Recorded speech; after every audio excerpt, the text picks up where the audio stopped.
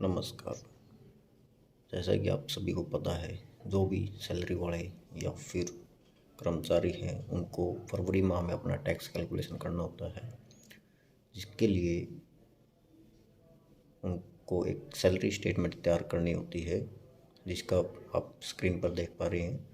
इसमें उनकी जो मार्च पेड इन अप्रैल है उससे लेके फरवरी पेड इन मार्च, क्योंकि जिस फाइनेंशियल ईयर के दौरान उनको वेतन मिला है ये उसी को इंक्लूड करता है। इसलिए उसमें बेसिक पे, डीए, एचआरए और मेडिकल और जो भी उनको एक्स्ट्रा अलाउंसेज वगैरह हैं वो भी इनको इंक्लूड होता है। उसके बाद जो डिडक्शन उसकी है, जीपीएफ है या फिर एनपीएस है, उसका ब्यौरा, जीआईएस जो ग्रुप इंश्योरेंस स्कीम के लिए उसकी डिडक्शन होती है वो, कोई लोन वगैरह है, एडवांसेज है या फिर कोई अदर डिडक्शंस है, और उसके बाद इनकम टैक्स कितना उन्होंने पे किया है अपनी पर मंथ सैलरी से। इस तरह से उनका कंप्लीट एक ब्यौरा तैयार हो जाता है, कितनी उनकी ग्रांड टोटल सैलरी है बेसिक, और उसके बाद डीए कितना लिया गया है, एचआरए कितना लिया गया है, मेडिकल और टोटल उसकी ग्रांड टोटल, उसके बाद डिडक्शन कितनी है जीपीएफ में या एनपीएस में, और जीआईएस की डिडक्शंस हैं, टैक्स की है, उसकी नेट डिडक्शन करने के बाद ग्रोस में से जो डिडक्शन है उसको माइनस करने के बाद जो नेट सैलरी है वो कितनी है। इसी के ब्याह पे हमारा टैक्स कैलकुलेट किया जाता है, जो है इस प्रकार से। अब इसमें आप देख पा रहे हैं सबसे ऊपर है सैलरी एंड बेनिफिट। अब उनकी ग्रोस सैलरी जो है इसमें उसको ही काउंट किया जाएगा, जो कि 7 लाख के समथिंग है।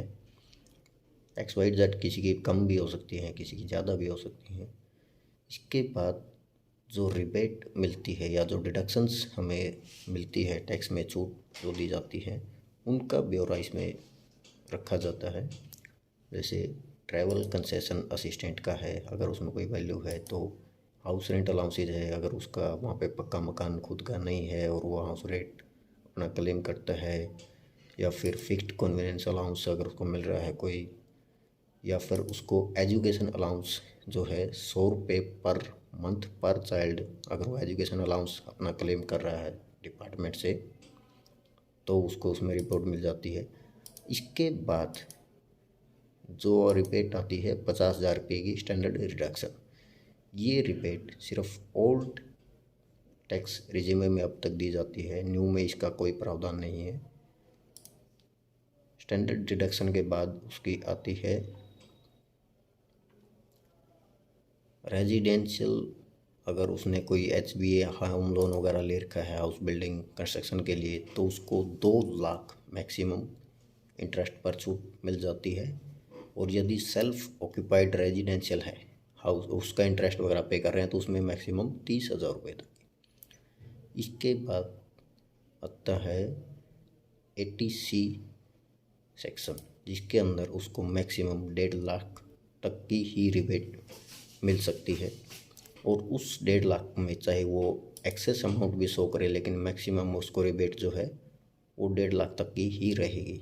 अब जैसे इनका केस में देखें तो जीपीएफ 1,20,000 रुपये है, जीआईएस 60 रुपये है, एलआईसी में ये दिखा सकते हैं, अपना पीएलआईपी में दिखा सकते हैं। हाउस लोन की जो प्रिंसिपल अमाउंट है इंटरेस्ट से अलग, जो फाइनेंशियल वीक उसमें ईयर में दी गई है, उसकी एंट्री इसमें होगी अपने एटीसी में, वो भी अंदर 1.5 लाख ही आएगा। ट्यूशन फीस, अगर बच्चे पढ़ाई कर रहे हैं उनकी जो ट्यूशन फीस है उसकी भी इसमें ही एंट्री होगी, उसमें रिबेट वो एटीसी के अंडर ही ले सकता है। पीपीएफ का है, अगर उनका पीपीएफ का भी इसके में अंदर ही आएगा 1.5 लाख के अंदर। उसके बाद जो उनकी 1.5 लाख अगर मैक्सिमम हो सकता है तो ठीक है, नहीं तो जितने उनकी बनता है नेट वही डिडक्शन उसके उसमें से माइनस हो जाएगी, जो स्टैंडर्ड डिडक्शन के बाद है या फिर एचबीए इंटरेस्ट के बाद है। उसके बाद जो अगर वो लेना चाहता है तो उसको है एनपीएस में सेल्फ कंट्रीब्यूशन मैक्सिमम 50,000। एनपीएस में सेल्फ कंट्रीब्यूशन के 2 मेथड हैं, या फिर आप रेगुलर एनपीएस में जो एनपीएस का टायर 1 अकाउंट उसमें करें, या फिर एनपीएस टायर 2 में अगर करते हैं तो उसको 3 साल के लिए टैक्स सेविंग स्कीम में डालना पड़ता है। 3 साल तक वो नॉन रिफंडेबल हो जाता है। अब वो मैक्सिमम 50,000 है, कम से कम वो चाहे कितना भी करें या फिर जितना उसको टैक्स रिबेट लेना है वो अपना हिसाब से कर सकता है। उसके बाद आता है 80D टू 80U।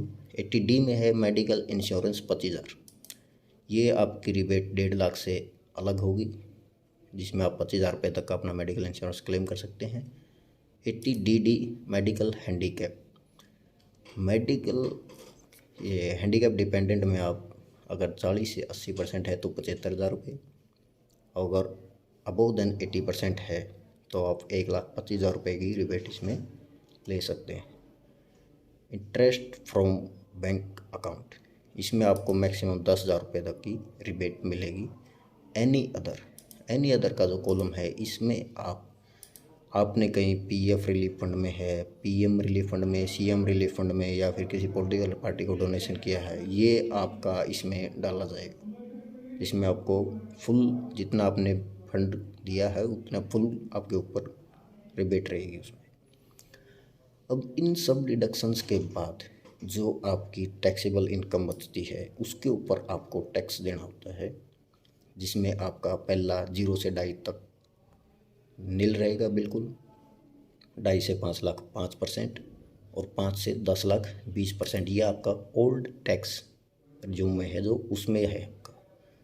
उसके बाद जो आपका टैक्स बनता है टोटल, उसके ऊपर 4% सेस लगेगा हायर, और हेल्थ सेस, एजुकेशन सेस।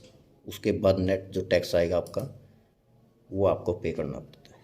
अगर आप अपनी डिडक्शन क्लेम कर सकते हैं तो आप अपना टैक्स बचा सकते हैं। इससे अलग अगर न्यू रिज्यूमे में आप देखें तो इसमें आपको हाउस रेंट अलाउंस की भी रिबेट मिल जाएगी, लेकिन इसमें स्टैंडर्ड डिडक्शन का कोई कॉलम नहीं है, तो आपको वो क्लेम नहीं मिलेगा। आप HRA की ले सकते हैं, HBA की जो 2 लाख तक का इंटरेस्ट है, लेकिन जो 1.5 लाख तक की आपको 80C में मिलती है तो वो भी इसमें आप क्लेम नहीं कर सकते।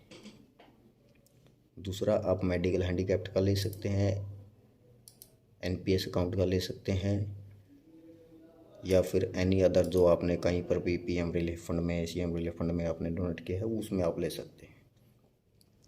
इसमें टैक्स स्लैब्स अलग अलग हैं।